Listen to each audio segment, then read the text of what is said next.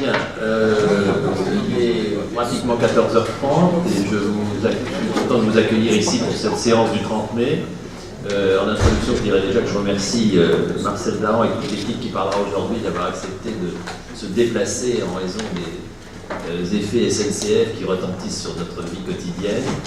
Je voudrais saluer ici la présence de Rachid Sani qui vient de Niamey, qui fera un exposé tout à l'heure.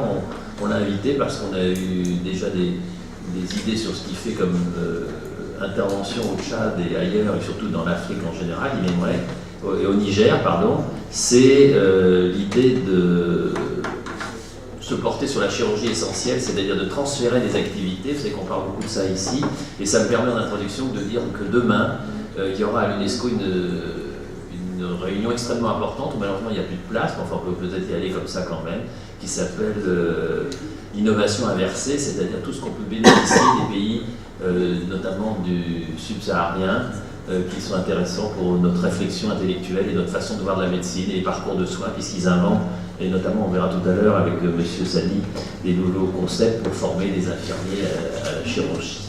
Et puis je voudrais saluer aussi Mme Wissoa Nambri qui travaille chez Medtronic et qui est présente aujourd'hui, qui soutient de façon assez importante tout ce qui concerne la recherche dans le domaine du cancer et qui donc est particulièrement intéressé notamment dans le cancer du poumon.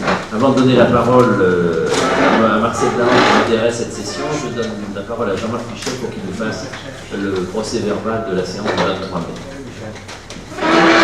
Cette séance a été organisée par Léon Gilbert et comme toujours avec lui, c'est précis, clair, avec des orateurs parfaitement bien sélectionnés. Le premier orateur était Jérôme Petit du Centre chirurgical Marie-Lagnon, qui est un médecin cardiologue spécialisé dans les cardiopathies congénitales et qui a fait un exposé sur les actes interventionnels pour les cardiopathies congénitales. Il a insisté sur les techniques d'ouverture, surtout pour les sténoses pulmonaires valvulaires et les canaux artériels. Les techniques d'occlusion constituent le gold standard pour le canal artériel chez l'enfant de plus de 5 ans.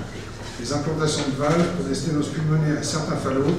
L'avenir des équipes certifiées sont dans les centres hybrides. Le rêve pour ce cardiologue qui arrive en fin de carrière, la vision intracardiaque.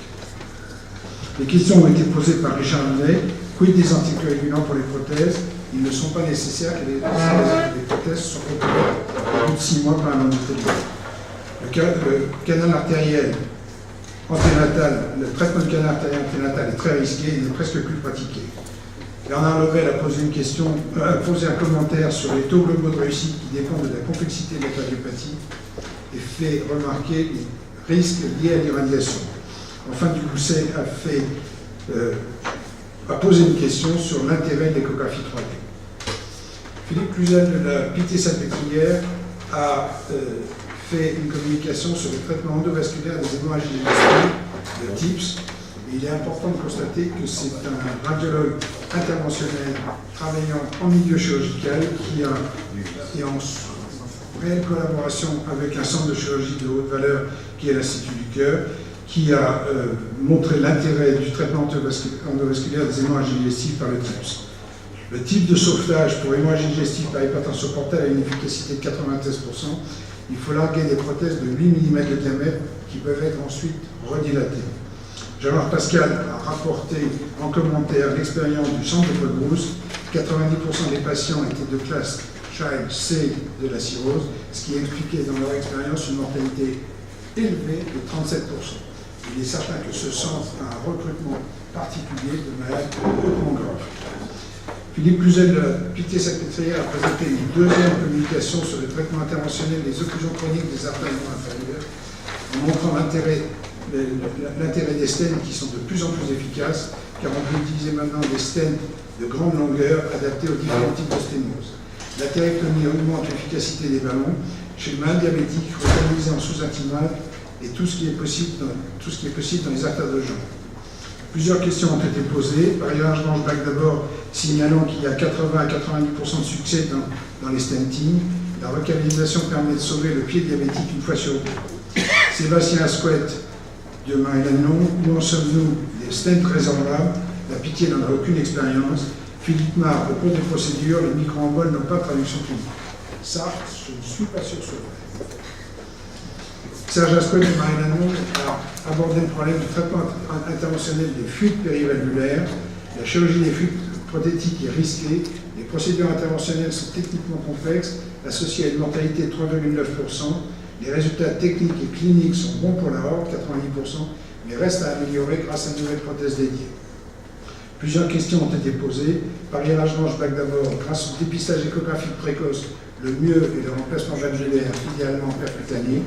Par Bernard Lebel. Tu peux annoncer ta slide, s'il te plaît.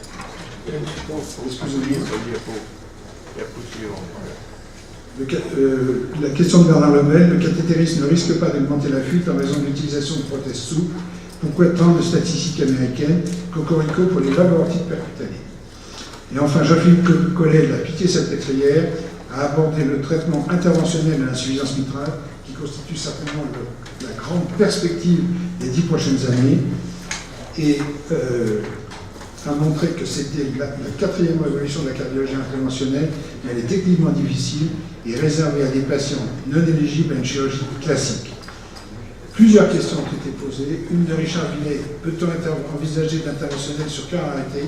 Ceci a déjà été fait pour les angioplasties percutanées complexes.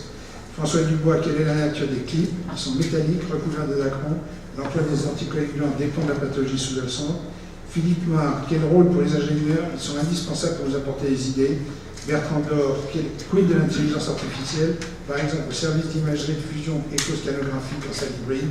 Jean-François Mercier, comment diminuer les risques de nécrose en échographie transœsophagienne? Il faut faire des pauses.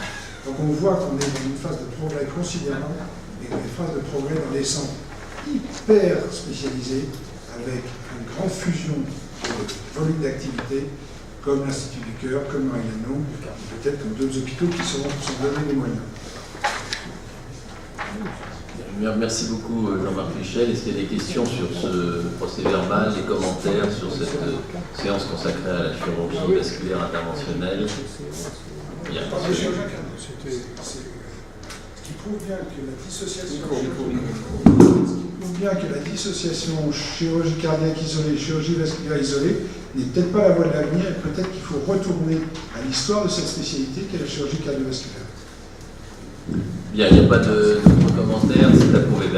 Avant de donner la parole à Rachid Sani, je rappelle pour ceux qui ne le savent pas que je serais très honoré de leur participation au dîner fort sympathique. J'ai mes antennes météorologiques et le 20 juin, il va faire très très beau sur le polo de Bagatelle et ça sera donc une façon d'avoir un dîner fort agréable que ceux qui peuvent se rendre à ce dîner. Enfin, je le dis même aux orateurs du jour, car à partir du moment où vous avez parlé, il n'y aura pas de match de polo, mais il y aura un dîner au polo de Bagatelle. Vous êtes cordialement faire partie des nôtres ce jour-là, ça me fera extrêmement plaisir.